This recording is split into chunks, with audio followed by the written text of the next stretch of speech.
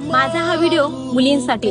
माझा हा व्हिडिओ पाहिल्यानंतर काही मुली मला वाईट कमेंट पण करतील आणि वाईट कमेंट केले तरी चालेल, पण माझ्या ह्या व्हिडिओ मधून 4 मुलींचे विचार जरी बदलले तर माझ्यासाठी खूप महत्वाचे. एकदा एक मुलगी छोटे कपडे घालून घराच्या बाहेर पडत असते, तेव्हा तिचे वडील तिला बोलतात की बाळा, चांगले कपडे नाहीयेत का तुझ्याकडे?